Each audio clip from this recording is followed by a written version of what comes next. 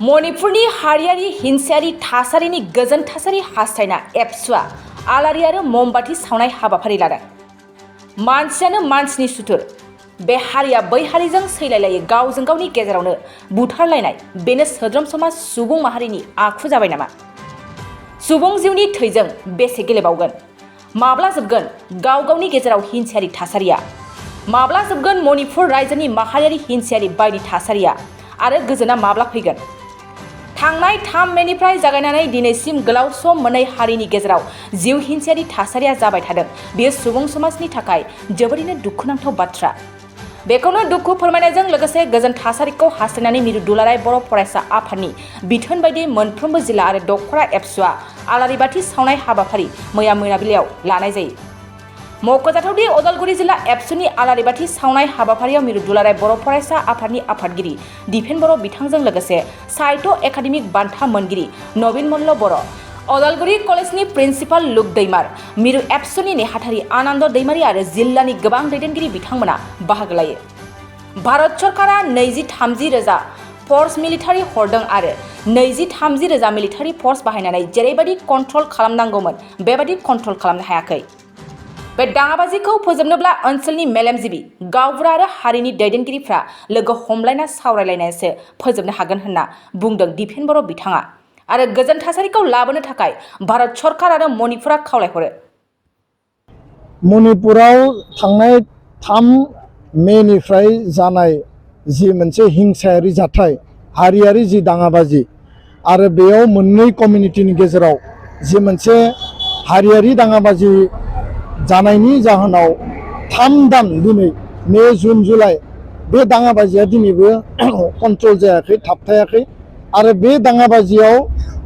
सरकारि आरो बेसरकारि, अफिसियेल नन अफिसियेल 200निख्रुइबो बांसिन सुबुंनि जिउ खहा जाबाय आरो नन अफिसियेल गोबां दङ बेयाव। दा बे जायफोरा बेयाव थैनो गोनां जाबाय, जिउ जोब्बाय, बिथांमोननि सोरगोआरि आत्मानि आलो गोजोननि थाखाय जोङो दिनै आर'ज गाबदों। लोगोसे मणिपुराव माने सान्तिखौ, गोजोनखौ लाबोफिननांगौनि सार्थआव माने केन्डेल लाइट बा माने लाइटिं अफ लेम्प फर पिस इन मणिपुर बे मोनसे जोङो मट' लानानै गासै दुलाराय बर' फरायसा आफादनि आसाम नाङै जिल्ला कमिटिफ्रा दिनै जिल्ला लेभेलाव बे हाबाफारिखौ लादों। उदालगुरि जिल्लानि बे हाबाफारियाव जों बयबो बाहागो लादों। आंजों लोगोसे जोंहा साहित्य एकाडेमि मोनगिरि नबिन मल्ल बर' सार दङ आरो प्रिन्सिपाल डक्टर लुक दैमारि बिथाङा जोंजों बाहागो लादों।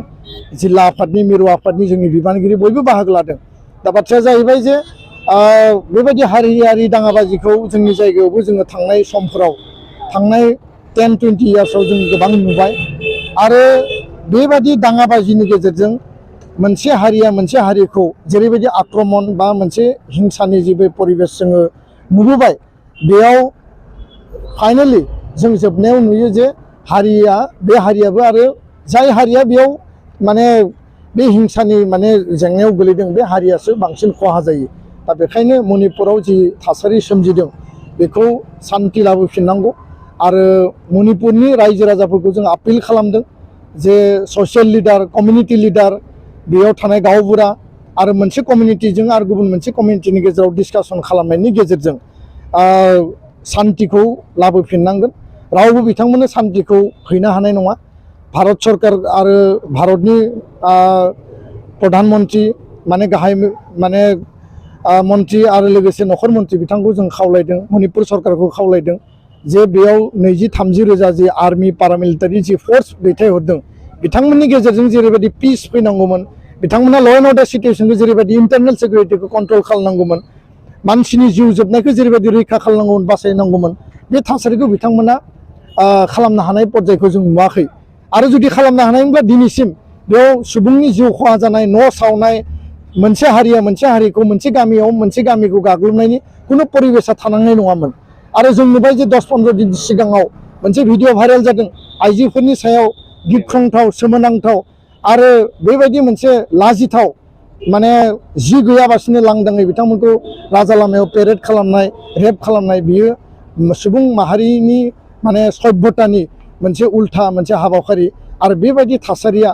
जोंखौ गोजांस्रिउ खालामो भारत नाङै बिनि मोनसे रिसेन्टमेन्ट रिएक्सन नेशनेल इन्टारनेशनेल लेभेलाव रिएक्सन फैदों आरो बेखायनो बयबो आपिल खालामदों जे मणिपुराव शान्ति लाबोनांगौ आरो भारत सरकारा security law and order eternal बेबस्थाखौ थिग खालामनांगौ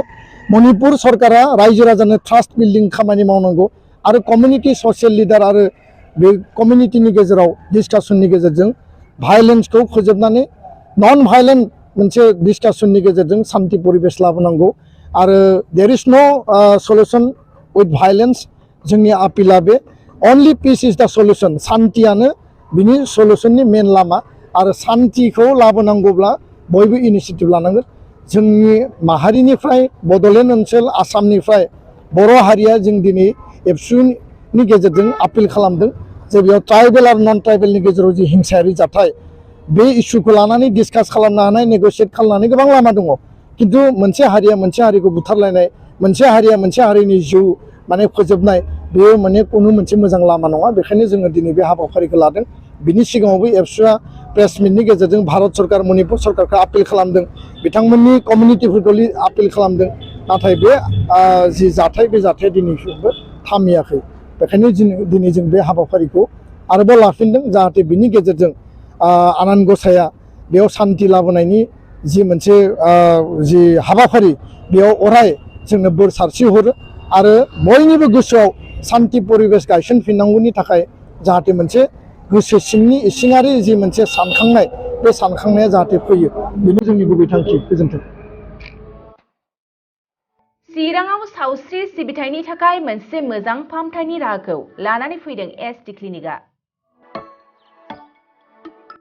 आथिखालाव सुबुंनि देहायाव नुजाथिबाय थानाय डायबिटिस बेरामनि थाखाय मोजां फाहामथाय होयो एसटि क्लिनिकआ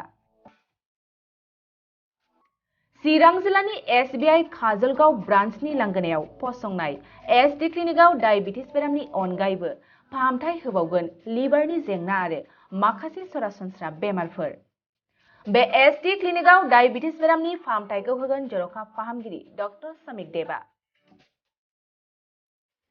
नोंथांमोना फुं आरो मोनाबिलि समावबो बे क्लिनिकआव फाहामथाय लानो हागोन डक्टर लेबरेटरि मुलि इसिजि सिबिथायनि खाबुफोरखौ बे एसटि क्लिनिकआव मोनजोबगोन जुदि एसटि क्लिनिकआव रायजो राजाफ्रा गाव गावनि देहायारि जेंनाखौ फाहामथाय लानोबा नैबे मबाइल नम्बर 7002293924 एबा 9954687336 आव थोंजों मुं थिसननो हागोन